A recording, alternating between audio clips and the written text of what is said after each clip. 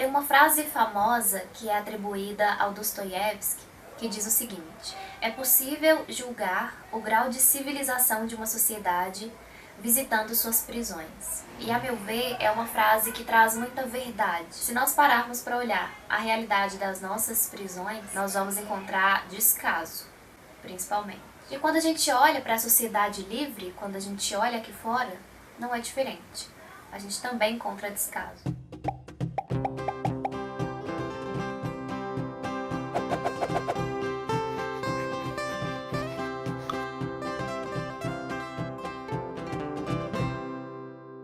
Oi gente, como é que vocês estão? Eu espero que bem. Aqui é a Amanda e nesse vídeo a gente vai conversar sobre o livro Prisioneiras, do Drauzio Varela. Se você gosta de conteúdo sobre literatura, aproveita e já se inscreve no canal e ativa o sininho das notificações, assim você fica sabendo sempre que tem vídeo novo. Esse é o terceiro livro que o Drauzio Varela escreveu sobre o sistema carcerário brasileiro. Os outros dois são o Estação Carandiru, o segundo é o Carcereiros e o terceiro, que é o assunto do nosso vídeo, é o Prisioneiras. Apesar de formarem uma trilogia, esses livros não precisam ser lidos em nenhuma ordem específica. Eu, por exemplo, comecei pelo Prisioneiras, que é o último. O Drauzio trabalhou como médico voluntário por mais de 10 anos na penitenciária feminina da capital, em São Paulo. E aqui ele compartilha com o leitor o que ele observou, o que ele aprendeu nesses anos lá, fazendo esse trabalho voluntário. Então ele traz alguns dados, algumas estatísticas, ele conta algumas histórias, as histórias de algumas mulheres,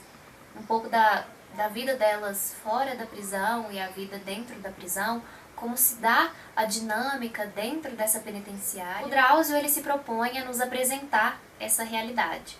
Uma realidade que a gente muitas vezes quer ignorar, que a gente não quer enxergar. A tendência natural é a de nos aproximarmos de pessoas da mesma classe social, com gostos, ideias, posições políticas e estilos de vida semelhantes aos nossos. Embora esse formato de convivência nos traga conforto, não abre espaço para o contraditório, nem dá acesso a modos de pensar e de viver radicalmente diferentes. E eu acho muito importante que a gente permita que a literatura, não só a literatura, a arte no geral, nos tire da nossa zona de conforto, que nos coloque em contato com realidades diferentes, realidades muitas vezes que estão muito distantes de nós, mas é a realidade de outra pessoa, de outras pessoas. É um contexto que existe, que a gente não pode ignorar. Essa passagem que eu li resume muito isso. A gente não pode limitar a nossa visão de mundo apenas com aquilo, com aquelas realidades que chegam até nós facilmente.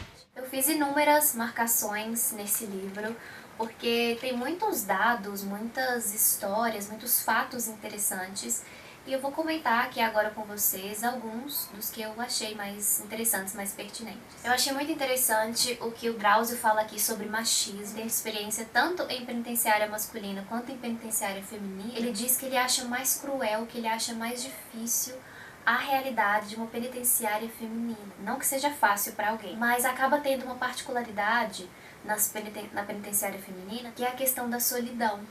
Ele percebe que os familiares, os amigos, maridos, namorados, eles suportam muito melhor um homem preso que uma mulher presa. Então acaba tendo essa questão da solidão nas penitenciárias femininas, porque elas quase nem recebem visita. Ele diz que na penitenciária masculina, nos dias de visita, eram filas enormes, pessoas dormindo na fila para chegarem bem cedinho e aproveitarem todo o horário de visita. Já na feminina, ele conta que nos dias de visita era muito tranquilo, não aparecia muita gente para visitar. Olha só, que interessante, como a sociedade tolera mais erros, crimes cometidos por homens que erros cometidos por mulheres. De todos os tormentos do cárcere, o abandono é o que mais aflige as detentas. Cumprem suas penas esquecidas pelos familiares, amigos, maridos, namorados e até pelos filhos.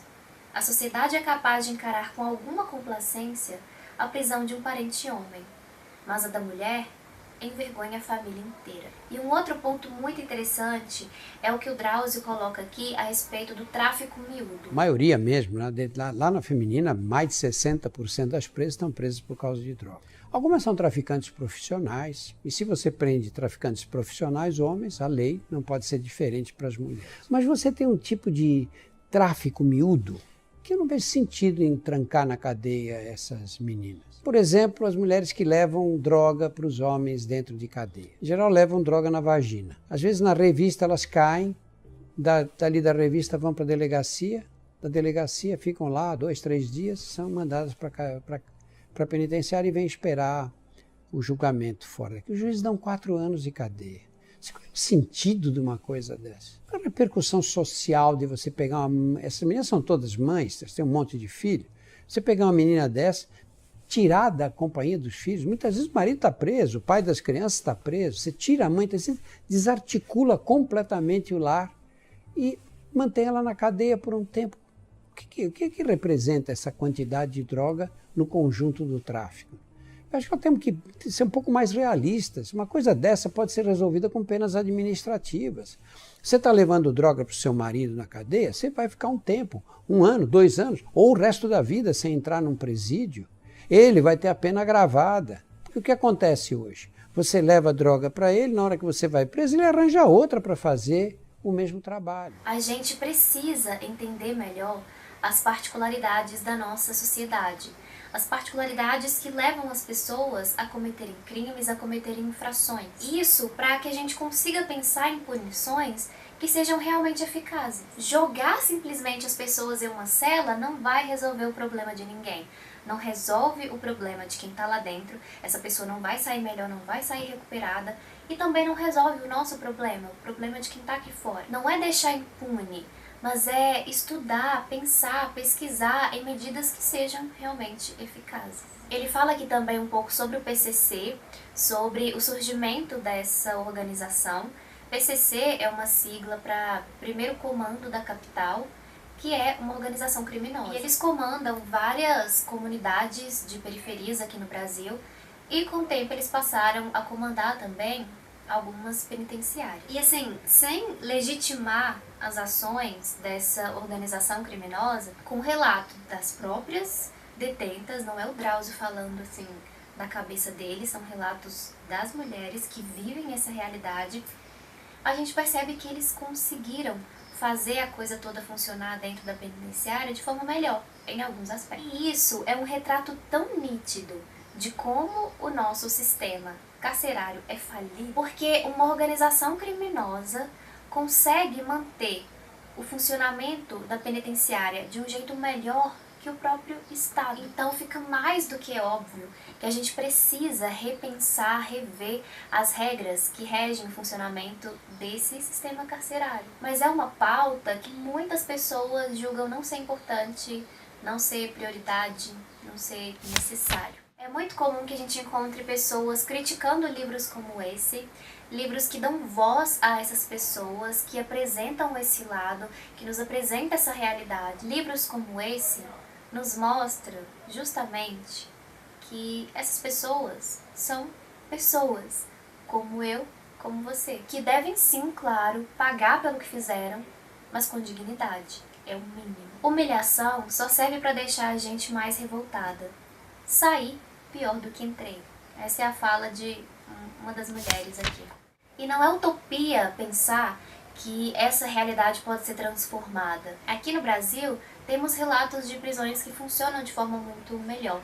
Mas claro, para funcionar melhor, primeiro, não pode ser esse aglomerado de gente, de 100 pessoas em um lugar que deveriam ter 10. Existem outras prisões penitenciárias que seguem um outro modelo, com um número bem menor de presos por penitenciária, né? São presos que conseguem trabalhar, que esse é um ponto que muita gente critica, né? O Estado tá mantendo essa galera lá, eles ficam lá sem fazer nada. E assim, enganados nós estamos de pensar que as pessoas que estão presas não gostariam de estar trabalhando. Muitas vezes elas não estão trabalhando porque elas nem têm essa possibilidade de pagar pelo próprio custo, né? O custo de se manter ali enquanto está pagando pelo seu crime. Esse outro modelo, nessas APACs, o índice de reincidência é muito menor. Reincidência é quando a pessoa foi presa, aí ela é colocada em liberdade e depois ela volta a cometer um crime, ela volta pra prisão. Isso é ser reincidente. Você sai e volta a cometer. A gente não vai, em nenhuma forma, eu não acredito que seja possível, extirpar a criminalidade e fazer com que crimes nunca mais existam. Crimes existem desde que o mundo é mundo. Mas a gente pode sim pensar em modelos alternativos que atenuem isso. Eu tenho bastante interesse sobre esse assunto. Quando eu ainda estava na faculdade, eu participei de alguns projetos de extensão que eram sobre isso, né? Envolvia essa questão do sistema penal, do sistema carcerário aqui na minha cidade. Então eu tive um contato mais de perto com essa realidade. Dá pra perceber o quão falho e ineficaz é a forma como a coisa toda funciona. E eu conversava sobre isso com outras pessoas, converso até hoje. E é tão comum que a gente ouça comentários do tipo: foda-se direitos humanos pra essas pessoas, se não quiser estar na prisão era só não ter feito o que fez. Ah, se você gosta disso, então adota, leva pra sua casa, leva pra morar lá. E meu Deus do céu, é tão necessário que a gente pare com esse tipo de pensamento pequeno. Entender que a minha realidade, que a sua realidade não é uma realidade universal. As pessoas que defendem um mínimo de dignidade nesse quesito, elas não estão defendendo a impunidade. Elas acreditam, eu acredito, que as pessoas devem pagar pelo que fez, mas do jeito que é, não resolve nada. A gente precisa admitir e enxergar também que o nosso sistema penal, ele é seletivo. Não adianta dizer que não é. A maior parte da população carcerária são negros e são pobres, são pessoas moradoras de comunidade. E vai dizer que não é? Que não quer enxergar, né? Então a gente precisa rever muitas coisas. Como eu disse, a gente tem que entender as particularidades da nossa sociedade para conseguir pensar em métodos que sejam realmente satisfatórios. Esse tipo de pensamento extremista e pobre, de que fodam-se essas pessoas, não vai nos levar a lugar nenhum. Não tem levado a lugar nenhum. E olha só como estamos, né? Presídios lotados, em situações deploráveis. Nós somos a 4ª maior população carcerária do mundo, atrás apenas da Rússia, Estados Unidos e China. E eu te pergunto, você que tá aí assistindo esse vídeo agora, na sua casa, no seu trabalho, onde quer que seja, você se sente seguro? Então ter uma grande população trancada traz segurança para alguém? Traz segurança para quem tá aqui fora? Tem uma frase que eu achei incrível, que foi dita em um vídeo que eu assisti recentemente. Vai estar linkado aqui embaixo. Aliás, vou deixar linkados aqui alguns links interessantes sobre o assunto, para quem quiser. Mas a frase diz o seguinte: não existem muros e grades tão altos capazes de separar a sociedade livre da sociedade confinada. Por hoje é isso então, gente. Eu vou ficando por aqui. Eu sinto que eu já falei demais. Muito obrigada você que me assistiu até aqui.